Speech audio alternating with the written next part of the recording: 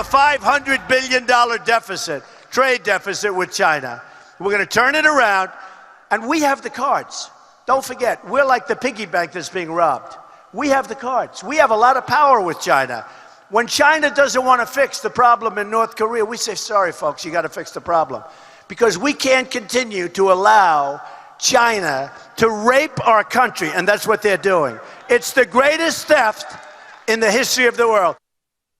That word that has a lot of people very upset. By the way, 1-877-Newsmax, stand by, because we're going to talk to our guest here right now. I want you to talk specifically about what we're discussing with the guest. Don't worry, we got another segment in the show. We'll come back. We'll do more right after that. Hang tight.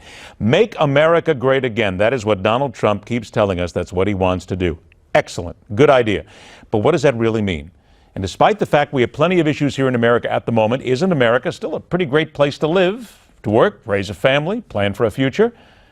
Don't forget, line up your phone calls on topic momentarily. We get to the meat of the matter with our guest, professor at George Mason University Law School, author of The Way Back, Restoring the Promise of America. Welcome, Professor F.H. Buckley, to the Hard Line.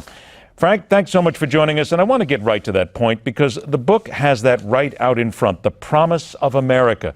What are we missing then, Frank? Let's get right to it. In order to make that promise happen, are there simple steps here that would lead us to that, or are we talking about a complete makeover of the country? Well, there are a couple of steps. I wouldn't call them simple, but let's cut to it and ask what exactly is the nature of the problem, right? If we want to get back from what? Well, the thing is this. We used to be a mobile country. We used to be a country where wherever you were, you figured you had an equal shot at getting ahead. And all of that's changed. Right now, we're a very immobile country. We are kind of an aristocracy. We're as much an aristocracy as Britain. And the countries where people get ahead, you know, there are other countries. Most other first world countries are more mobile than we are. And what's happened is we've allowed Washington to dominate our economy. We've allowed all sorts of barriers to get ahead. And those are the things we have to move back on. Now, you use the word aristocracy. Could be very wrong on this, but judging by what you just said, and when I hear that word, I hear that America is lazy. How am I doing? It's not lazy. It's more like this. We have a new class at the top of our economy that has erected all kinds of barriers to getting ahead. We had this, you know, this ladder of mobility, and the ladder has been raised up. And what I'm talking about is an immigration system that imports immobility. I'm talking about a K-12 system that doesn't work the way it should. I'm talking about a regulatory state on steroids. Those are all the kinds of things that are relatively new. I mean, they weren't like that 50 years back, and people of a certain age can remember a very different country. Now we're in a country where, for the first time in our history, parents no longer think their kids are going to have it as well off as they did, and that is absolutely huge. Well, there's part of it here. In some measure. Let me get to that, because you're hitting it. Everything you mentioned there, the K-12, the education system in this country, that's a disaster in so many ways. The regulations, the regulatory issues, the immigration issue, all this has been allowed to, and here comes that rotten cliche that personally I cannot stand when somebody uses, kicking the can down the road. We hear it constantly here.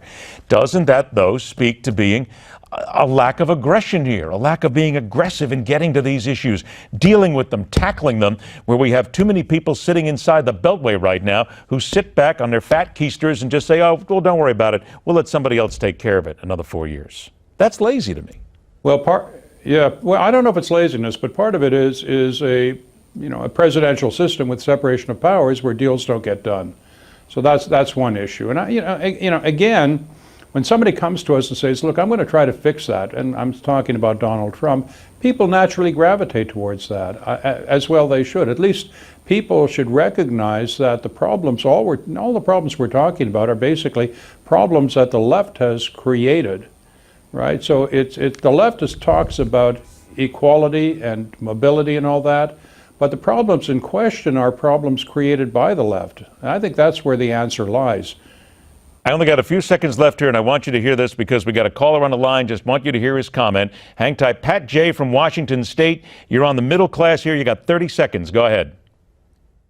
I think we need a hostile takeover of this government, which is inept and crooked. Okay, goodbye, I'm voting Pat. for Donald Goodbye, Trump. Pat. Goodbye, Pat. I'm sorry. First of all, I got news for you, people. You do something stupid like that, you're off the show in a heartbeat, because quite frankly, you stick on the subject. And a takeover of this country, that's moronic to even be thinking about. I want to remind everybody once again that the book is called The Way Back, Restoring the Promise of America. Frank, we're going to continue to follow this, because as we go through this election, and you're talking a lot about what the left has done, what the left has pretty much done to this country in so many ways. To me, it's an important book because we need to get back on being aggressive. It's the perfect thing to do for this country, and it's what people need to know. Frank Buckley, thanks so much, my friend. We'll talk to you again real soon. We're going to come right back. We'll open up the phone lines again. 1-877-NEWSMAX. Wrap this all up, your phone calls, where the rules are simple. Have an opinion, stay on target, survive the dreaded dump button, and come on, people, let's be intelligent about all this right now, and let's not talk about overthrows of the government here, because we're a smarter audience than that. Right? The fastest 60 minutes in news, The Hardline, continues right after this. Stay.